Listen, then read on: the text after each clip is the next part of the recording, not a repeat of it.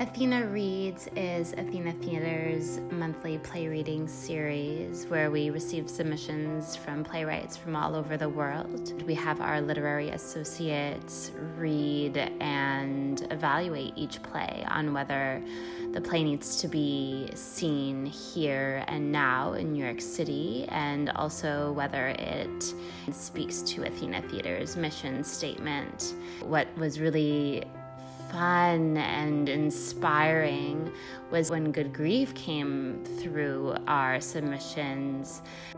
As literary manager, I had a team of literary associates, but this play, Good Grief, I actually pulled out myself from the unread pile, and I read it, and I was very moved by it, and I said, no, we really should have this as a table read. So we had a wonderful table read, which I did take part in, and a great discussion afterwards, and it just seemed like this was the sort of play that Athena should pursue.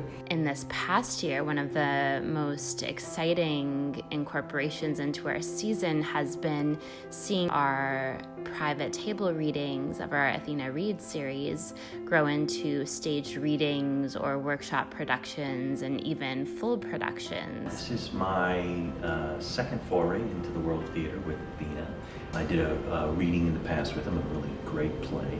It's just been really fulfilling on so many levels to work with really giving actors and company members as well as on such a rich text, and having the playwright Kirt Shineman involved in the process is a luxury that an actor does not usually have. People like Kirt are wonderful playwrights, have had a lot of experience, and he's quite prolific, right? He's not like completely on the map yet, like on the, Broadway, off-Broadway, regional theater scene, but he is our future playwright. And these playwrights need to be nurtured. Their work needs to be nurtured. I love how collaborative he is. It's wonderful that he's attached to Athena, which is such an incredible company. It's been awesome working on a show where the playwright has been able to be a part of the rehearsal process. It's a really unique thing to be able to have a question, clarified by the author in the moment you're rehearsing. It's kind of a leg up that we had during this process. Things are in flux, so you can make a suggestion, or you can have a different interpretation of the line, and somebody might be like, oh wow, yeah, that makes more sense, let's change it. To be part of this process from that starting point to this end of this production has been very gratifying.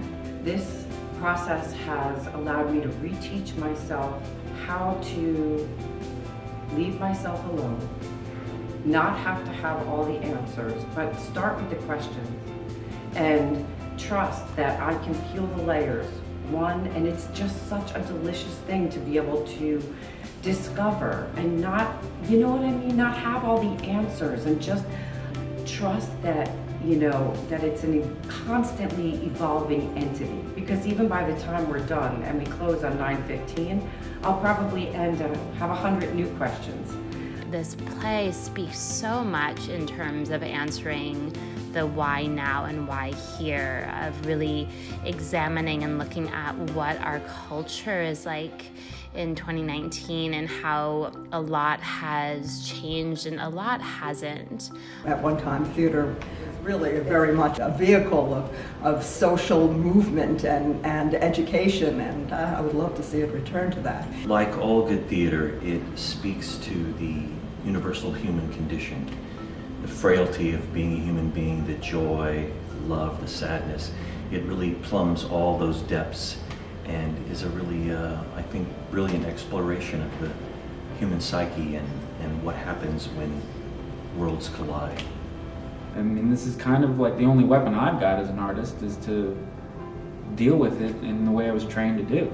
If you shy away from controversy, you're shying away from the truth. And if you get into a place where everybody's acknowledging certain truths, then you're changing people, and we need a lot of change because there's nothing but misunderstanding most of the time.